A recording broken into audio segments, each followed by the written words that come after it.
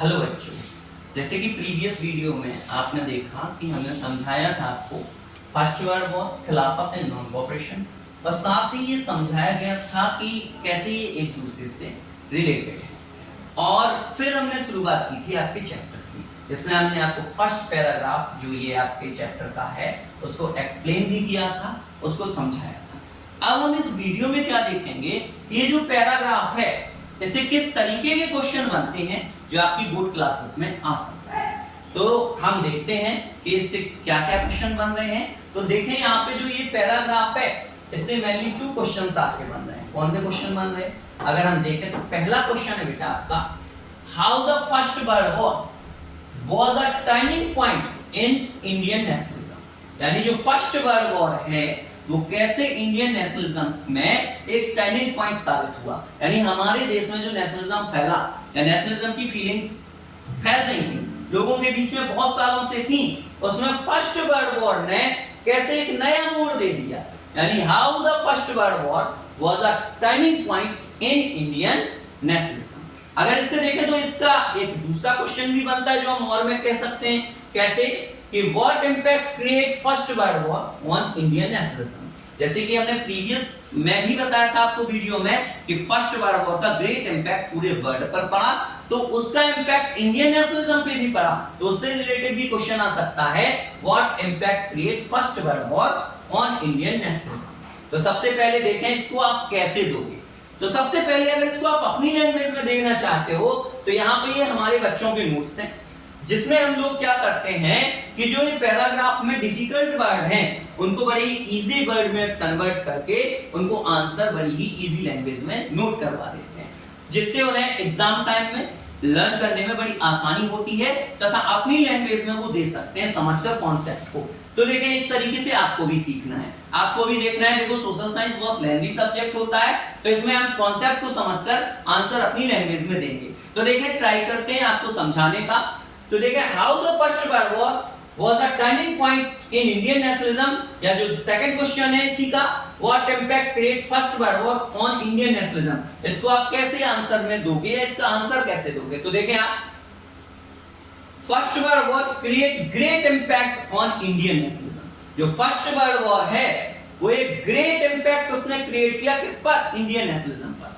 यानी भारत में जो देशभक्ति की भावनाएं फैली, इंडियन जो नेशनलिज्म था उसके ऊपर वॉर ने बहुत, जो फर्स्ट वर्ल्ड वॉर थी उसका बहुत गहरा इंपैक्ट पड़ा। कैसे? Firstly war increase defence expenses which was fulfilled by war loan and increase taxes. जो वॉर थी उसकी वजह से डिफेंस के लिए जो खर्चे हो रहे थे बहुत ज्यादा बढ़ गए थे, जो कैसे पूरे हुए, वॉर लोन से और टैक्स इंक्रीज करके। This increase prices of goods. अब जब भाई टैक्सेस बढ़ेंगे तो किस पर असर पड़ेगा, गुड्स पर, और गुड्स पर जो असर पड़ा वो क्या पड़ा, इनकी प्राइसेस बढ़ गई। जस्ट अगर हम देखें तो उस ड्यूरेशन में डबल हो गई थी, जैसे कि हमने प्रीवियस वीडियो में आपको समझाया था। इससे इंपैक्ट क्या पड़ा, that leading extremely hardship in the life of common people. इससे जो आम व्यक्ति था, आम आदमी था, उसकी लाइफ में बहुत ही गहरा असर पड़ा। गरीब व्यक्ति पर, जो मजदूर वर्ग है, उस पर और ज्यादा असर पड़ा। कैसे?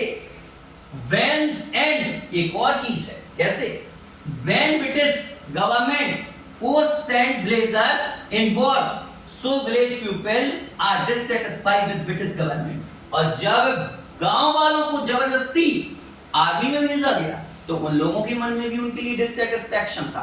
तो देखें आप कि अगर जो आपका ये पैराग्राफ था ये बहुत ही लेंथी आपको लग रहा होगा, लेकिन आंसर में देखिए कितना ही इजी उसको हमने बना के आपके सामने दिया। जैसे अगर क्वेश्चन आता है, how the first world war create a great impact on Indian nationalism, या अगर क्वेश्चन आता है how the first world war was a turning point in Indian nationalism, तो आप आंसर कैसे दोगे। तो आप आंसर बड़ी आसानी से दे सकते हो।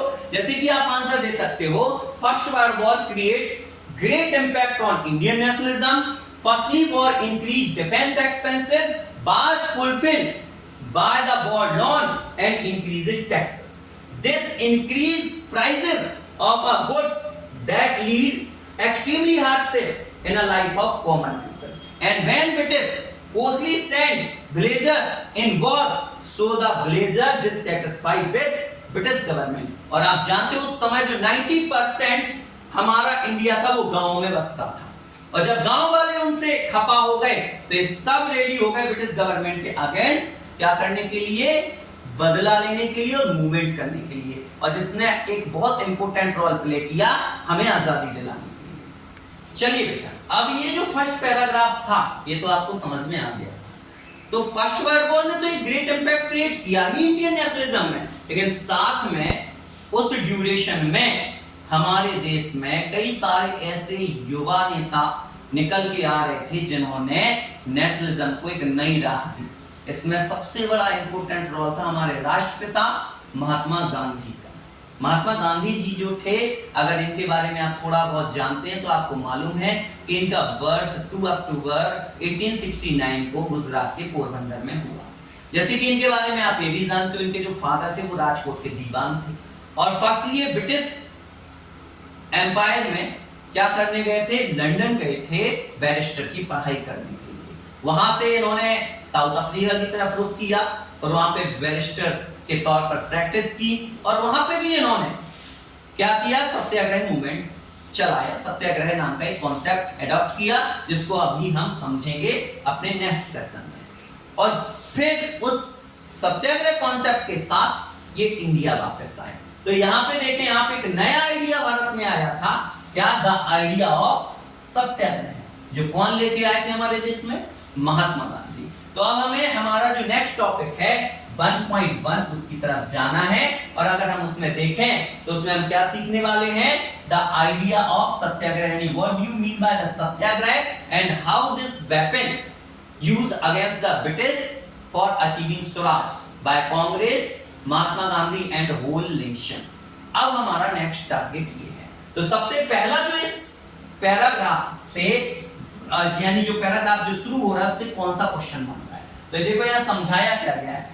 यहाँ बेटा समझाया गया है क्या, Mahatma Gandhi return to India in January 1950। लेकिन कहां से आए थे, यहाँ तो बताया जा रहा है Mahatma Gandhi return to India in January 1915, यानी महात्मा गांधी भारत आए कब, 1915 में, लेकिन कहां से आ रहे थे, साउथ अफ्रीका से। कहां से आ रहे थे, साउथ अफ्रीका से। तो ये चीज तो आपको यहाँ समझ में आ गई थी, लेकिन इसका क्वेश्चन क्या बनता है, तो इसका जो बोर्ड क्लास में आने वाला क्वेश्चन है वो क्या बन सकता है, When was Mahatma Gandhi return India from South Africa, यानी कब महात्मा गांधी वापस आए भारत, कहां से, साउथ अफ्रीका से। When was Mahatma Gandhi return India from South Africa, यानी कब महात्मा गांधी साउथ अफ्रीका से वापस आए। बड़ा सिंपली आंसर है इसका, तो आपको इसमें डेट देनी है। वैसे डेट आपकी क्या है, जनवरी 9, 1915, यानी 9 जनवरी 1915 को